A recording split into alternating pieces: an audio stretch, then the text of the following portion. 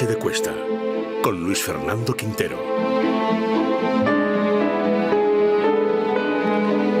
Mira que hay gente que no le gusta que lleguen los lunes por esto de que termina el fin de semana, pero a mí, que me encanta estar aquí, acompañarles a todos ustedes, señores oyentes, qué mejor que los lunes, porque tenemos esta sección Ni Olvido ni Perdón con Daniel Portero, que tanto me gusta y que tan necesaria es.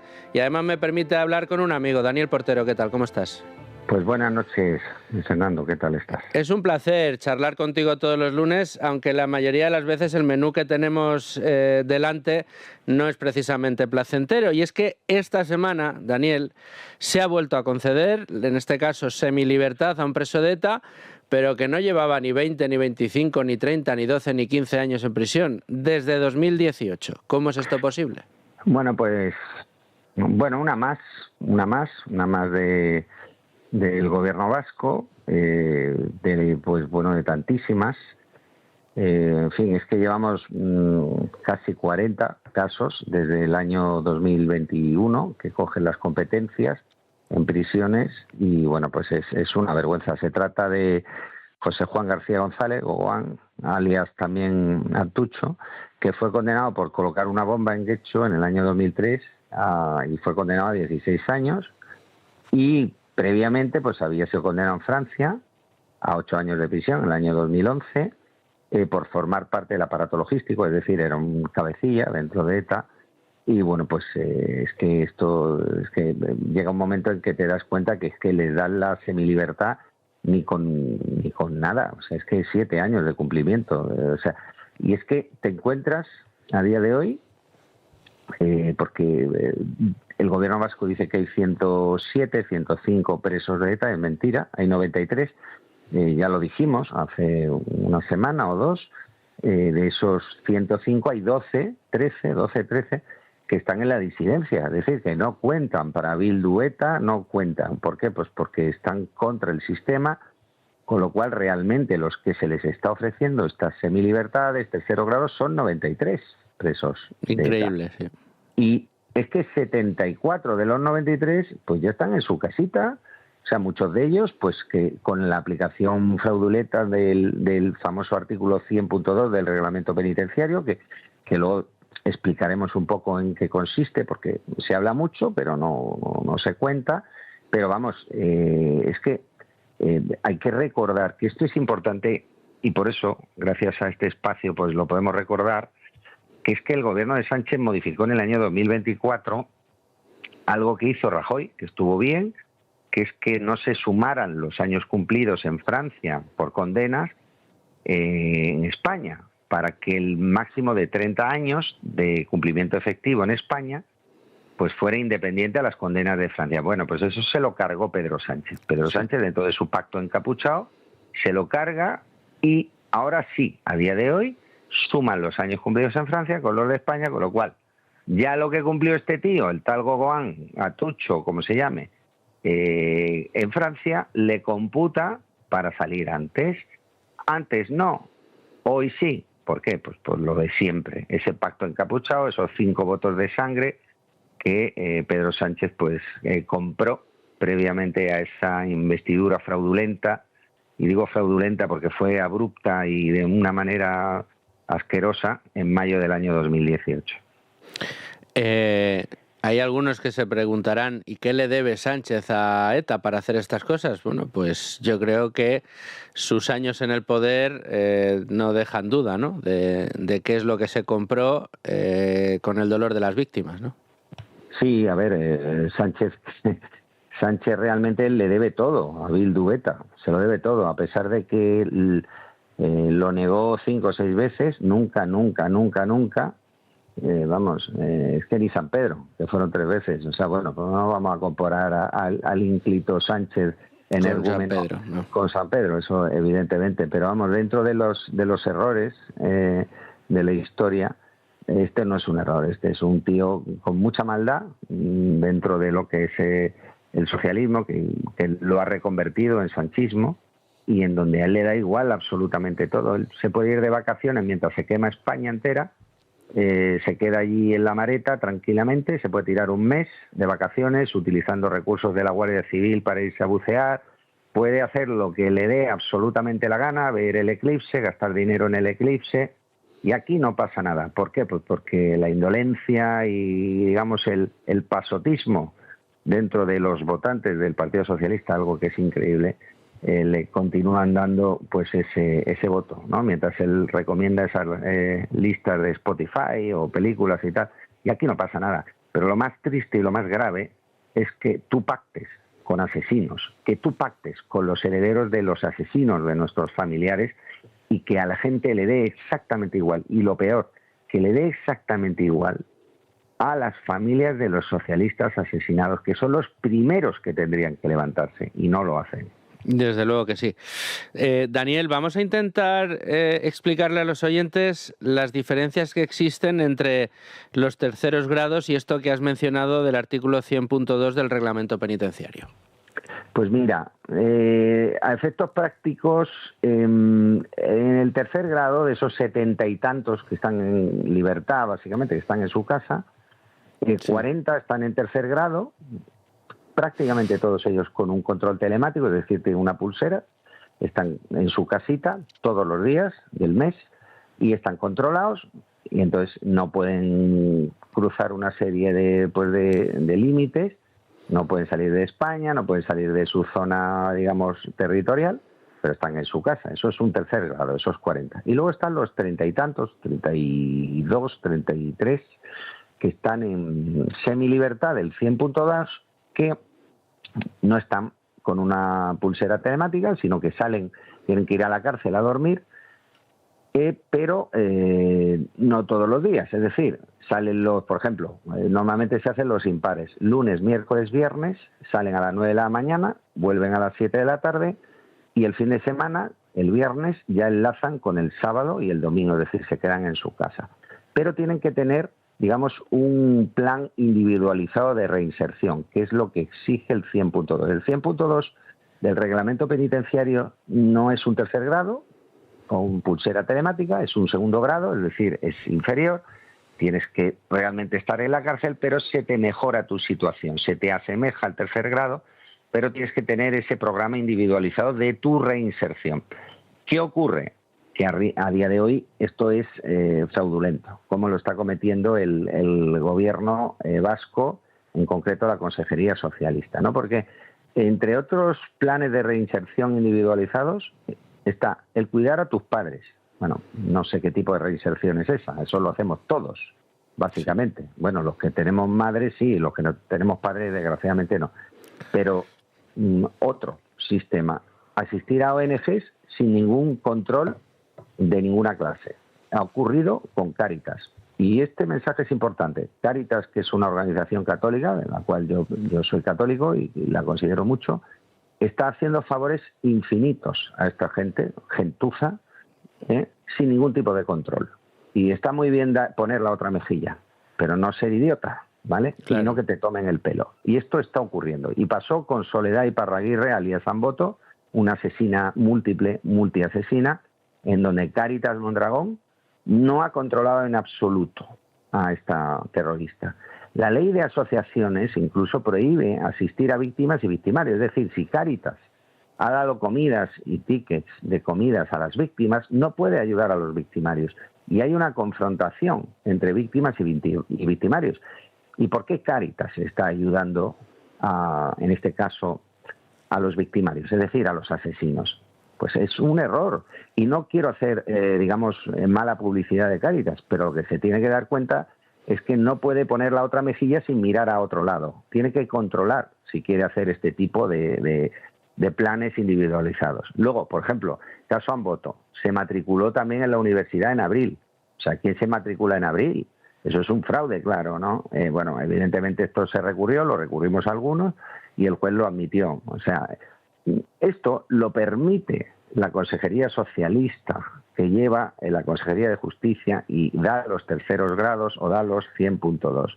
Es decir, el 100.2 necesita un plan individualizado de reinserción que realmente no existe. Es decir, es un fraude y es una puerta trasera del tercer grado.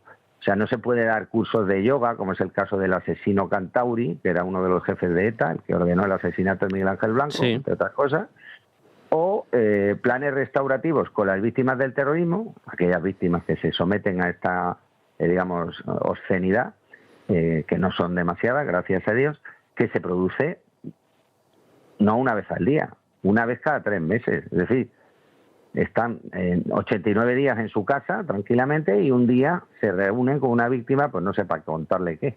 Pero vamos, fíjate. Lo que quiero decir es que el 100.2 es un fraude y tiene que modificarse. Lo que no puede ser es que el 100.2 lo aplique la Consejería de Justicia y un juez no pueda evitarlo. Tiene que tener un control judicial previamente. Desde luego. Y este tipo de cosas es las que estamos viendo y que a uno le dejan la sangre helada, ¿no? Darte cuenta del historial criminal que tienen estos asesinos, de lo que ha supuesto su huella de terror en la historia de España y que se estén beneficiando, estén utilizando todos los resortes posibles, habidos y por haber, para darles, digamos, beneficios, para darles un trato especial a ellos en virtud de acuerdos inconfesables por parte del gobierno, del presidente del gobierno.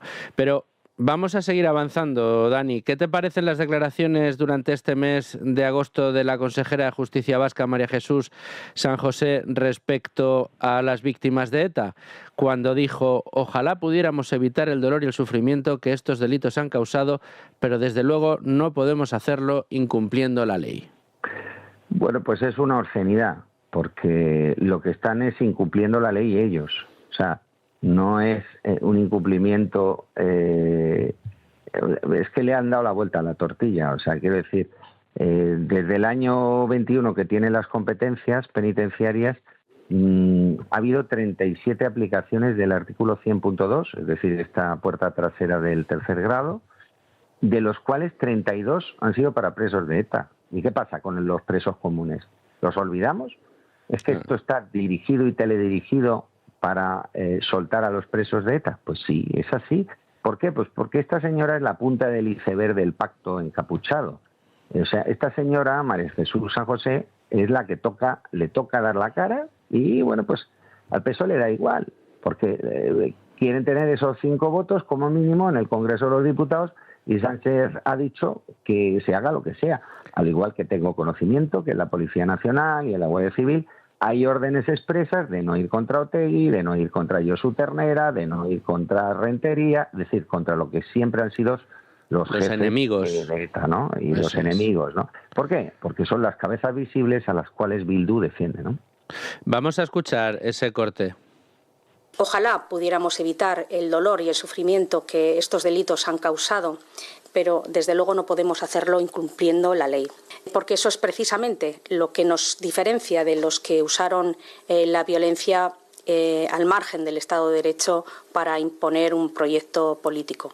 Fíjate, además, Dani, la forma que los eufemismos y las vueltas que le da al asesinato, al terror, a la violencia. No, los que usaron la violencia al margen del Estado de Derecho para imponer un proyecto político, como si fuera algo normal, ¿no? No, hombre, es que mataban. Resulta que mataban a sangre fría, mataron de una manera indiscriminada, mataron con tiros en la nuca y a cerca de 900 personas en 50 años. O sea, es que es increíble. Bueno, es que esta señora no tiene vergüenza, por no, digamos, definirla con otra palabra. O sea, no tiene absoluta vergüenza y le da igual todo. Pero bueno, es que insisto, es como es el partido sanchista, que es poco obrero y español menos. O sea, realmente se trata de una gente que por sobrevivir y por estar pues tocando moqueta, pues están haciendo lo que están haciendo y les da igual. Las víctimas les importamos un huevo. Sí, pero si nunca han hecho referencia a las víctimas de ETA, ¿no? Es que es asqueroso y bueno, algún día se contará todo, ¿no? Desde luego que sí. ¿Cómo se lleva el proceso de acercamiento de los presos de ETA al País Vasco? Esto que, bueno, a todas luces parece que formaba parte de ese pacto que a Sánchez le ha venido también para mantenerse en el poder, ¿no? Bueno, algo ya avanzamos hace unas semanas y tal, que empezó en diciembre del 17, cuando se sabía que el ponente de la sentencia iba a ser Ricardo de Prada, pero donde se fragua definitivamente con un comunicado final de ETA leído por Josu Ternera, precisamente en abril del 18, un mes antes de la moción de censura. Estaba todo escrito, ojo, todo esto, las acciones de ETA, las acciones de Pedro Sánchez y, digamos, la sentencia de Gürtel. Todo estaba planificado, y lo digo así de claro. Y hasta octubre del 2021, pues esas competencias penitenciarias que eran del Ministerio de Interior pasan a ser del gobierno vasco, y bueno, pues hay conversaciones interceptadas entre miembros de ETA y del EPPK, que es el colectivo de presos de ETA, que son abogados de ETA principalmente y miembros de Bildu, en donde incluso con el secretario general de Instituciones Penitenciarias, Ángel Luis Ortiz, había conversaciones entre el presidente de SARE, que es el de, digamos, el que lleva el colectivo de los presos de ETA, los familiares, que es un tal Joseba Azcárraga, que fue ya consejero de Interior en un gobierno vasco, para informarle de la estrategia de los acercamientos. Todo esto empieza ya en octubre del 18, es decir, unos meses después de que tengan ya el poder los socialistas, porque estaba dentro de ese pacto, ¿no? Entonces, la estrategia consistía en que el Ministerio de Interior iba a ir acercando a los presos a las cárceles próximas del País Vasco, antes de llevarlas al País Vasco para que todas las víctimas nos alteráramos demasiado. Fueron primero a Zuera, a Logroño, es decir, todas las cárceles alrededor del País Vasco. O sea, lo hicieron como en varios pasos, ¿no? Y luego se cedían las competencias al gobierno vasco para que ellos definitivamente fueran los que aplicaran el tercer grado, los 100.2, como hemos explicado anteriormente. Es decir, el Ministerio de Interior tenía una hoja de ruta clara que ya había sido pactada con Santos Cerdán y con Bildu, ¿no? Y todo esto se ha ido cumpliendo. Y eso es la ignominia real de este gobierno sanchista. Es decir, tiene muchas traiciones, muchas felonías, pero la peor es cuando eres capaz de olvidar la sangre derramada por los héroes de España, ¿no? Que son las víctimas de ETA. Las víctimas de ETA las mataban por ser españolas. Y este tío y este gobierno ha vendido a las víctimas de ETA.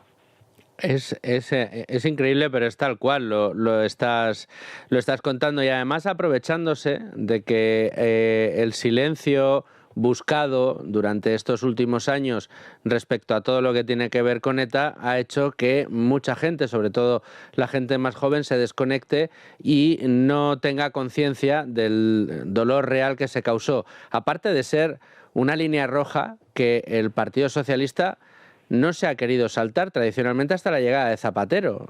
Por ahí no se pasaba. Zapatero sí que quiso cruzar esa línea y después Sánchez ha querido ir muchísimo más allá de lo que ya fue el presidente Zapatero. Pero estabas comentando antes, Dani, esto de la disidencia de algunos etarras que se cuentan en las listas de los beneficios como si fueran etarras, pero son, digamos, terroristas que sí de verdad están arrepentidos de del papel que jugaron y consideran además que está todo muy mal hecho. ¿Cómo es esto de la disidencia?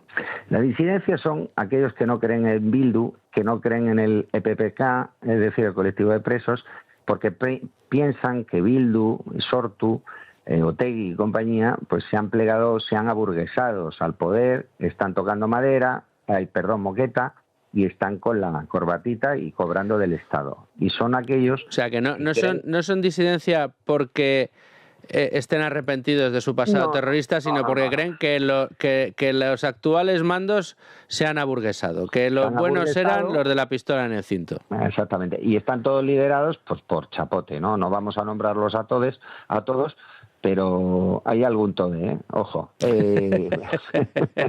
Pero liderados por chapote, y algunos muy malos como Daniel Pastor o Kepa Preciado o Pachi Ruiz, o sea, esos son muy malos, o Aitor Cotano, pero vamos, todos muy cercanos a Jardún y a Movimiento Socialista, de los cuales hemos hablado ya, que son movimientos muy revolucionarios, muy cercanos a las tesis iniciales de ETA, y porque no tienen todo el apoyo del pueblo, si no volverían a matar.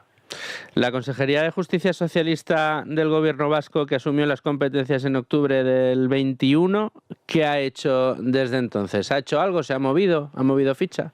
No, bueno, ya te digo, han aplicado de los 37 casos de presos aplicados el 100.2, a 32 son de ETA. O sea, es que estaba teledirigido el 100.2, es un artículo que tiene que modificarse por parte de un cambio de gobierno, o sea, que haya un cambio de gobierno y ese artículo del reglamento hay que cambiarlo de pe a pa, porque es una puerta de salida, es un escape para los presos de ETA y es donde, pues desgraciadamente, lo estamos viviendo las víctimas, que es el paso previo al tercer grado con pulserita y estar en tu casita tranquilo viendo la tele, ¿no? Y sin hacer nada y cobrando del Estado las subvenciones que te da Pedro Sánchez.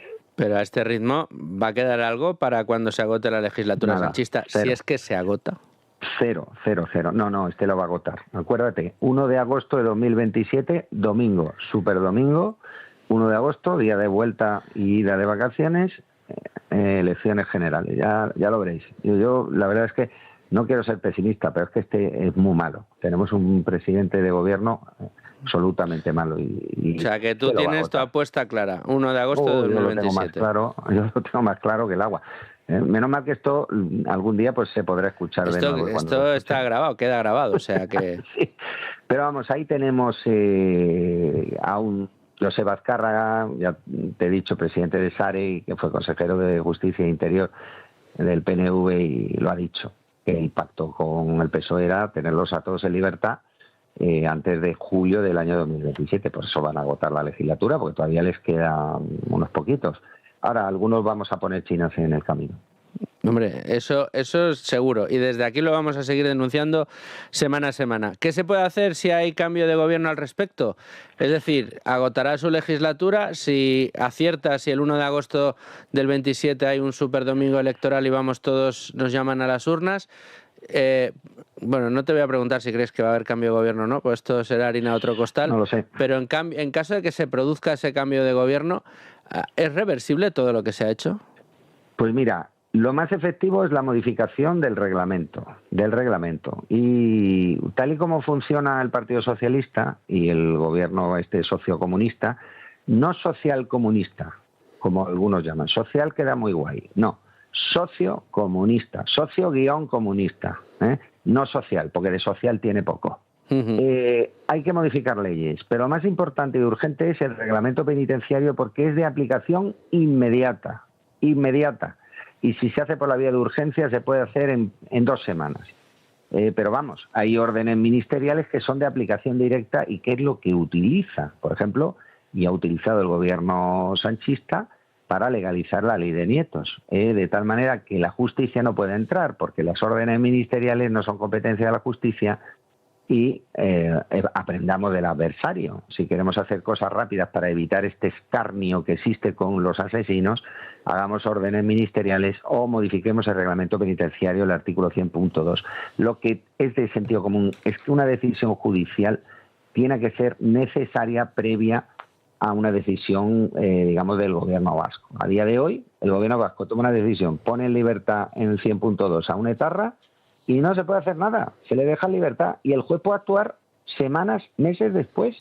No, tiene que haber un previo a esa concesión, tiene que haber una decisión judicial y una revisión por parte del Ministerio Fiscal y de las propias víctimas, que no tenemos casi intervención en la ejecución de la condena.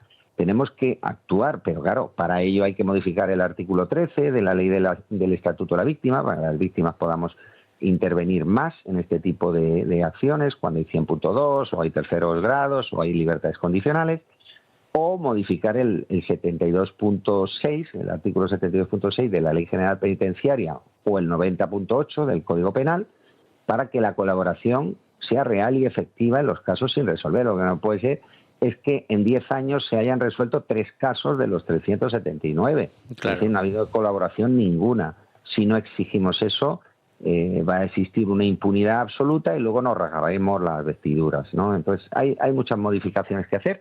Lo más importante, reglamento penitenciario y órdenes ministeriales de acción directa para evitar estos escarnios. Bueno, pues veremos si se toman esas medidas.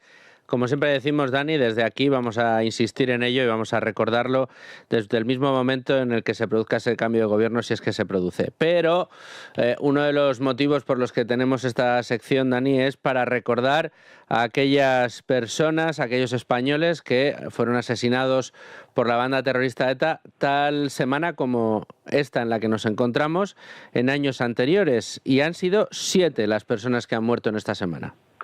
Pues sí, a lo largo de la historia Perdón, de ETA... he dicho que han muerto, no, han sido asesinados. Asesinadas, sí. Asesinadas 7 a lo largo de la historia, entre la semana del 17 de agosto y 24 de agosto. Al igual que la semana pasada, son pocas víctimas, pero vamos, estos terroristas se tomaban con tranquilidad en los meses de agosto. En agosto seguían matando, pero un poco menos. Pero a ralentí, ¿no? Desgraciadamente, ¿no? Y bueno, desgraciadamente no se les detuvo para evitar pues estos escarnios, porque aunque fueran pocos eran muy dolorosos. Claro que sí. El 18 de agosto del año 86 fue el coronel del ejército José Picatoste González, que mientras estaba con su mujer y sus 2 hijos y unos amigos en un restaurante, cuando sale del restaurante, se dirigió al coche y 2 terroristas le dispararon delante de su mujer y sus hijos. Ella resultó herida. No les importó y fueron incluso identificados y condenados, ¿no? Pero vamos, lo que es increíble es que se piensa dentro de las fuerzas del Cuerpo de Seguridad de que este comando, que formaban Garate Galarza o Cabello, Gabirondo, que era un comando que venía desde Vitoria, fue también el autor del asesinato del teniente de la Guardia Civil de Mateu Istúriz, que sigue sin resolver. Se produjo en unas fechas muy similares, en este verano del año 86, que el teniente Mateu Istúriz, un caso sin resolver, que es muy doloroso, fue unas semanas antes, ¿no? Es muy triste. El 20 de agosto del año 2000 fueron los guardias civiles Irene Fernández Parera y José Ángel de Jesús Encinas, que fue en Salén de Galego, en Huesca, que es un municipio muy bonito de Aragón, bueno, muy cerquita de Formigal, en donde pues con una bomba lapa de 10 kilos en un Nissan Patrol asesinaron a esta pareja. Ella era la primera guardia civil en este cuartel de Salén de Gallego y bueno, también fueron condenados determinados terroristas, entre otros pues Chapote, que fue uno de los inductores de este asesinato. Ella, Irene, pues acababa de volver de vacaciones, se reincorporaba y esta fue su bienvenida, o malvenida mejor dicho, porque la pobre pues tuvo esta desgraciado final, ¿no? Sí. Para ella. El 20 de agosto del año 2001, un año después, justo en la misma fecha, María Francisca Araunzeta Murgil Alcorta, que era una abuela, y es un caso que no está reivindicado por ETA, es un caso muy controvertido, porque dejaron un juguete con una bomba, no era una bomba, era realmente pues un explosivo pero pequeño dentro de un juguete en el bar donde trabajaba ella, en San Sebastián, y ella lo cogió y cuando lo cogió estaba con sus nietos, ella muere en la explosión, una explosión que no fue muy fuerte pero lo suficiente como para asesinarla a ella.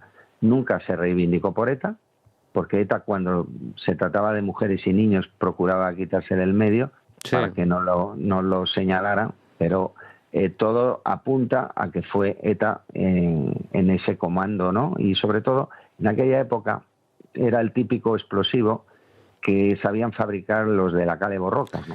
Sí, los del terrorismo callejero.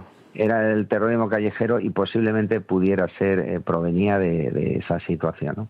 21 de agosto del 88 fueron los guardias civiles Antonio Fernández Álvarez y José Antonio Ferri Pérez en Estella, en Navarra, con un coche bomba de 25 kilos y 40 kilos de metralla, porque la metralla se colocaba para que cuando explotara, en este caso era Monal, la metralla se disparara hacia todos sitios, ¿no? Y así fue.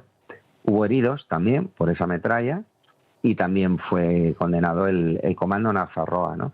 Que curiosamente 2 de ellos se suicidaron en la Foz de Lumbier en el año 90, o sea, un par de años después.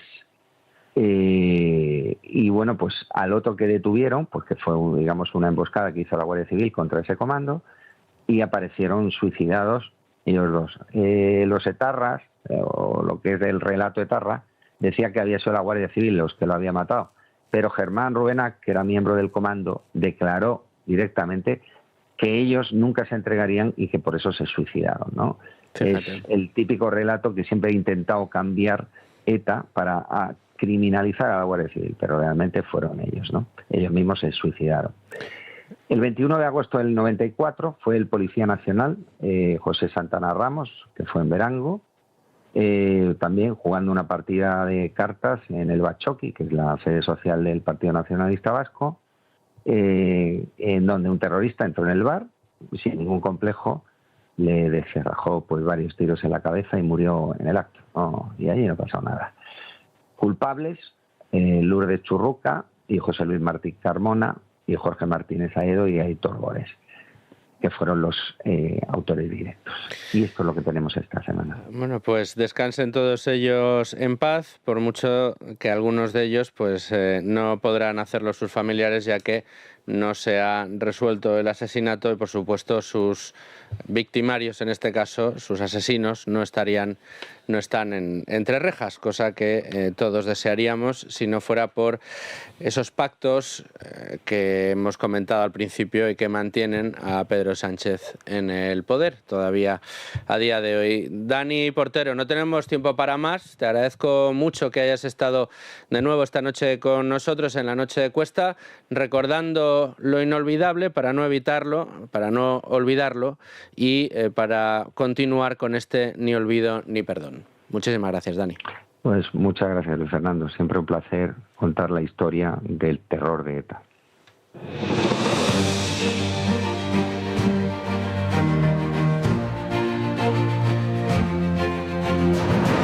Y para no olvidar lo inolvidable, para recordar siempre lo que no se puede olvidar y lo que no se puede perdonar, llegamos al final del programa de hoy, de la Noche de Cuesta. Yo les voy a dejar, como siempre les digo, en manos de la mejor programación de la radio española, la de Es Radio. Ahora van a poder escuchar a Dani Blanco para actualizar toda la información deportiva. Ya saben que empieza la Liga y no nos podemos perder, desde luego, ya el primer palo. Y, por supuesto, nosotros volvemos mañana a partir de las 8 de la tarde aquí en la sintonía de Es Radio. Les esperamos mañana, no nos fallen.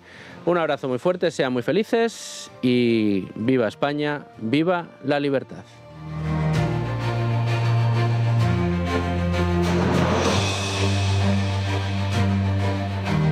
En Es Radio, La Noche de Cuesta, con Luis Fernando Quintero.